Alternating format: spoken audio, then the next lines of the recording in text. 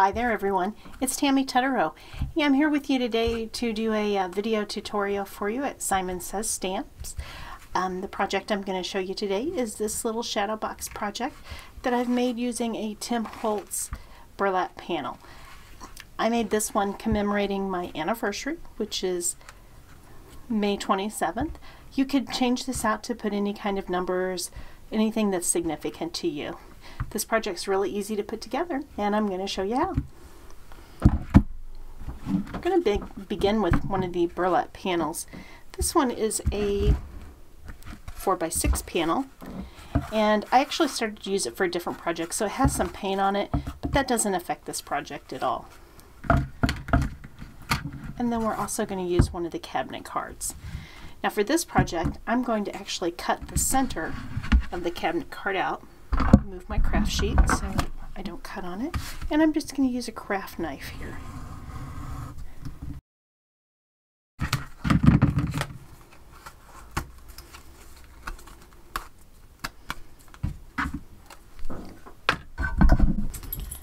Okay, so I want to put a little bit of color on this.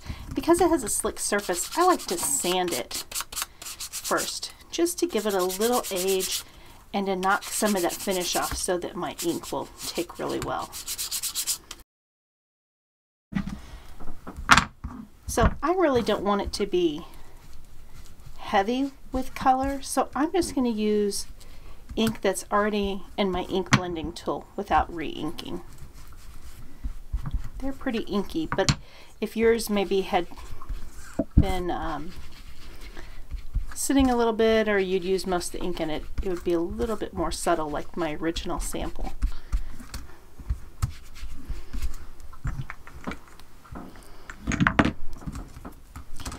And if it's a little brighter than you want, you can always sand again on top of that and knock some of the color back down.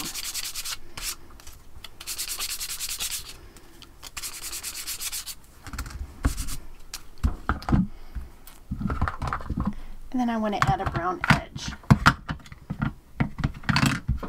I'm going to use Vintage Photo.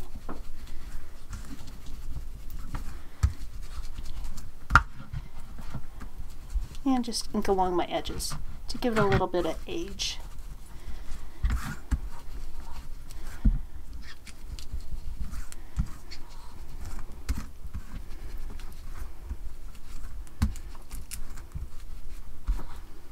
And you can see that really tones that color down as well. And I'm going to use some strips that I have die cut using the Tim Holtz vintage lace die. And what I did was I used a piece of manila cardstock that I had inked and used a combination of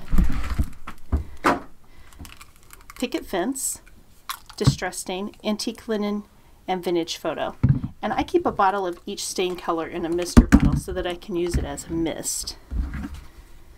So I just misted those along with water on this piece of manila, let it set, and then I dried it. And then I kind of sanded over the top just to kind of age it a little bit. And then I'll make pieces like this just to save to die cut, so that maybe if I want to die cut a small element, I can do that without having to color a piece of paper for each project. So I'm just going to use strips of this. I'm going to tear them so that they fit inside the opening here.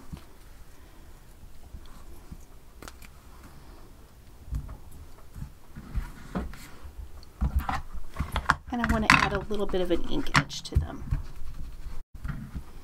Turn those over and give them a little bit of glue stick.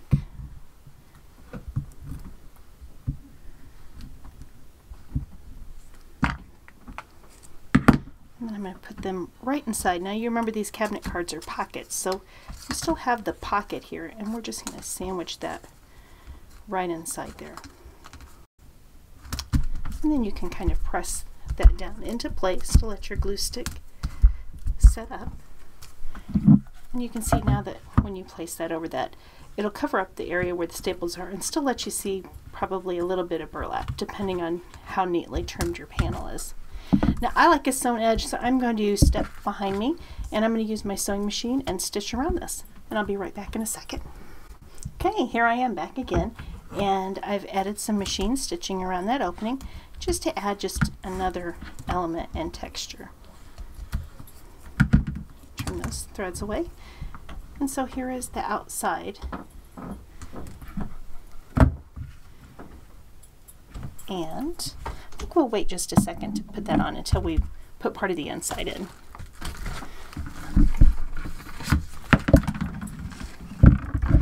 Okay, for the inside, I'm just going to use this scrap piece of paper, and this one is almost 4.5 by 2.5-ish, but you can totally eyeball it. You can see that it fits inside there with just a little bit of space. And I want to add just a little bit of color to this piece of paper. This is Tim Holtz, the new paper from this year, the Wallflower collection.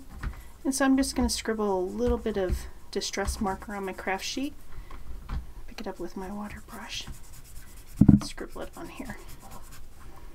There's not a lot of this pattern that'll show, but just that little hint of color coming from behind will be nice.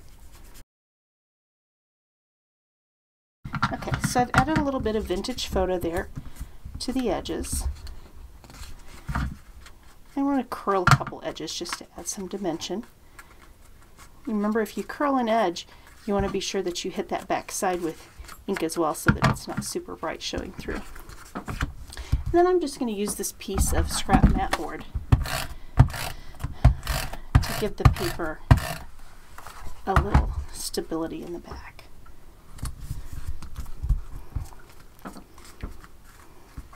And I want my piece to look like it is pinned into the inside of the frame. So I'm going to cheat a little bit. And here I've taken a memo pen and I've used a pair of pliers and bent it. It's too long to pin actually right into the project, so, and it's too thick to cut, so we're just going to kind of fake it. Use a little craft tape. This is Xyron's high-tack tape, super strong, really easy to work with. You can just tear it. Put that there to hold that in place. Keep it from moving around.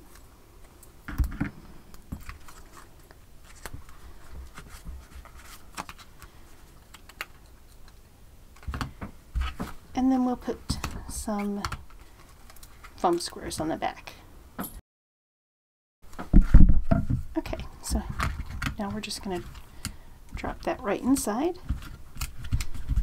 Use our foam squares, and you can see the way we've faked it with our pin. It looks like the memo pin is actually holding that in place. Okay, next up, I have cut a piece of manila, and I actually got this out of my scrap bin. I had stamped a tag with some text and stamped it upside down on the tag. And rather than throw it away, I just threw it in my scrap bin so that I could die cut with it later on. So this is the new Tim Holtz honeycomb framework, and I've run it through my Xyron, and I'm just going to lay it here on top of a piece of mat board that I've also cut. You could actually cut these together in one piece, stick the manila onto the mat board, and then die cut it, but I just happen to cut it separately. So we're going to just stick those together. And then I want to put this in here, but I need to trim it down. So I'm just going to cut that down and cut the edges a little bit and stick this right in.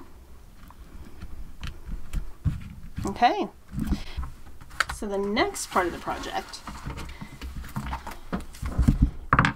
is to make this quilty little heart that goes inside. And what I did was I had this piece of Tim Holtz Eclectic Elements fabric, and I used some of this foomph, which is an a foam that has adhesive on both sides. It's fabric friendly, and you can actually sew right through it, which is really cool. It's easy to cut.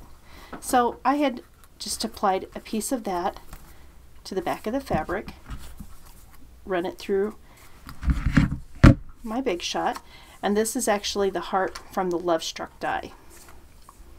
It's my favorite heart that in the Tim Holtz collection because it's a little bit larger and it has some irregularities, and I just really love the shape of it. And so as I was putting this down on the foam, I actually put a little wrinkle in there because I wanted it to not be perfect. So I want to add a little color, and so again, just using ink that's already on my blending tool. Here's my pink blending tool, and I keep a blending tool for each color family because I don't like changing out messy pads. And then come back and give it a little bit of red around the edges. And then I want to give it just a little bit something else. So I'm going to take this Tim Holtz stripe layering stencil, and I'm just going to hold it in place and ink some brown over the top. Okay, that's really subtle, but and then I'll add a little brown to the edges as well.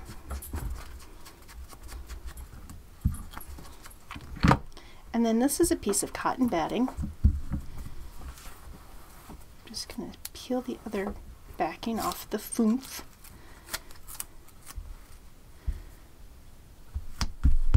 Stick it right down on top of there.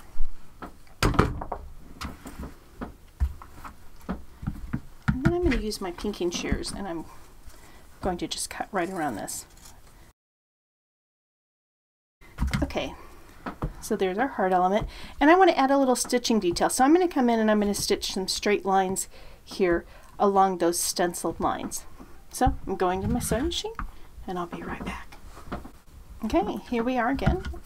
And I've stitched some lines, and I just used those stenciled lines as kind of a guideline. It's very subtle on this one. On the original project, it was I inked it just a little bit darker, so it was a little more pronounced. But I love the I love that you see that darker line there now in between the stitching. See if you can see that. Okay. So to give this a little more stability, so that when I use the adhesive foam dots to adhere it, they're not going to stick really well to this batting. So I'm going to use just a piece of scrap mat board that I have cut close to, I actually die cut it and then trimmed some down because I didn't want any to show. So it's a little bit smaller than the actual heart. And I'm just going to use this high-tack tape again.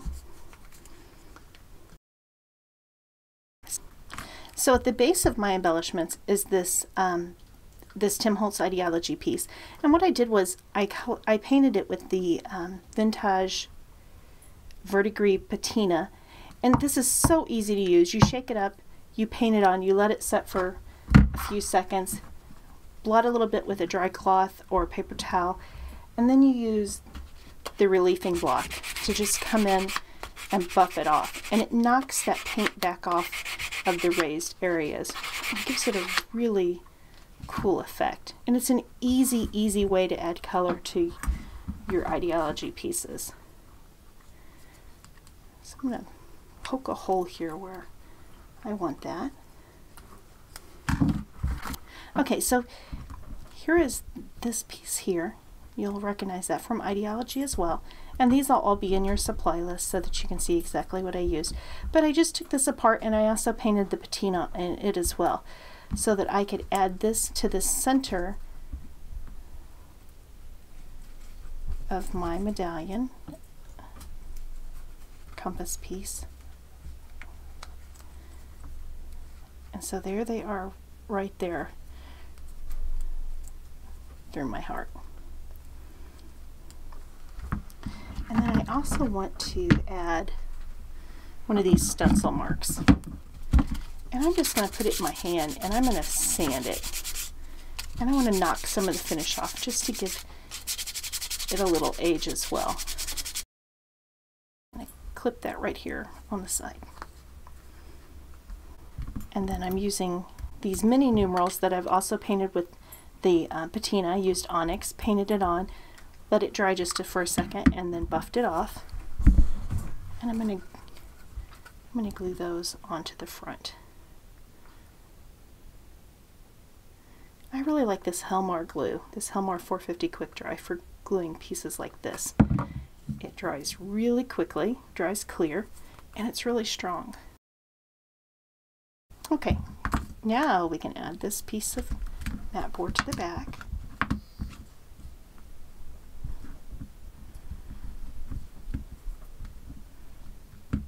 And use our adhesive foam squares.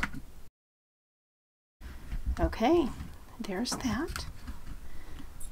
All stuck down inside. We can add this frame now.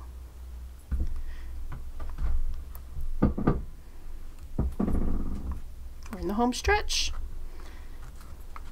Put that there. I like to make the bottom of my canvas even with the bottom of the cabinet card, so that if I put it in an easel or something, it will sit nicely. So press that into place. And then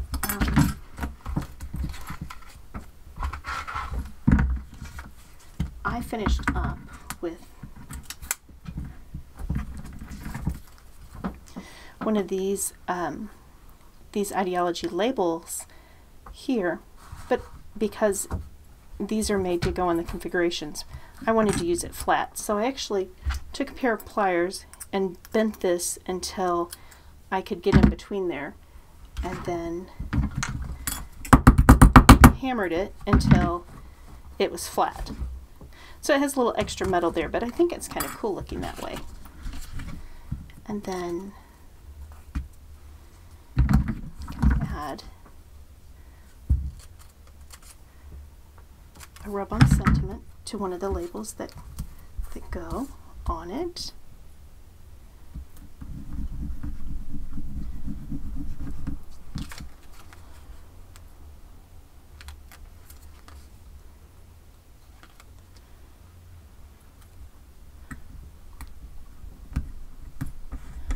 Put that right beside there.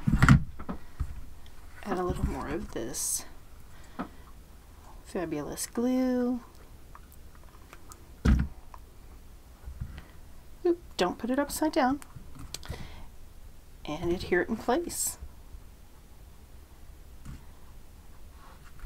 And there you have a fun little shadow box that you can use to celebrate important dates or just favorite numbers or something fun like that. I did on this other one, took a little piece of embroidery thread, die cut a little tiny heart, and hung it off of the little loop using the smallest heart I have, which is from this Sizzix set here. You can see that. So there are lots of different little things. So maybe you could hang a little charm off of that hook, maybe something that's sentimental, all kinds of things. So there you have it. There's our project for today. I hope you picked up a technique or two that you can use, and I hope you like the project. And thanks so much for tuning in and joining me here with Simon Says Stamp. Bye, everybody.